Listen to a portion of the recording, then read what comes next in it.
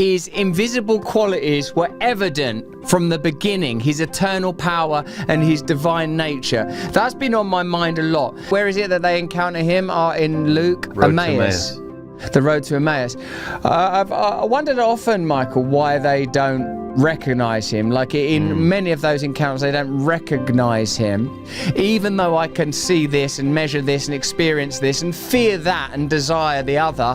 Where I'm going to live is in this difficult to determine invisible realm.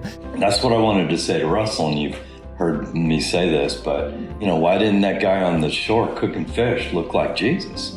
Why did they say, it must be the Lord? Oh, yeah, it's the Lord. Jump in.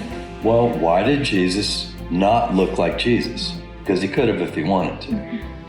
Why did Peter and John and those guys decide it was the Lord, even though it didn't look like Jesus?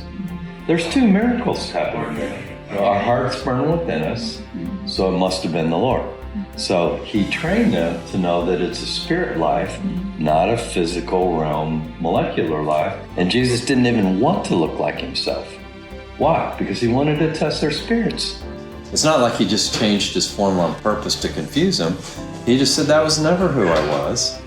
This is always about the fruit. This is always about did our hearts burn within us. This is always about something in another dimension. And I took a form that, eventually I showed you I could walk through walls without falling through the floor. Eventually I showed you that I have command like I had over the Red Sea, I now have it over the storms. I have ability to just ignore all the physical properties of this present age.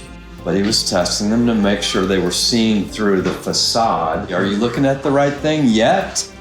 Are you yet looking at the right thing? Because it's the only thing that matters. He did that on purpose because he wanted to make sure they were looking at the right thing. That's where we got to live. And that's what we're going to invite the Hindus and the Muslims and the Buddhists and the Baptists and the atheists into. If you knew Jesus, you would not be an atheist. You would realize this is bigger than all of that. He came to bring a whole new race that shares DNA with God.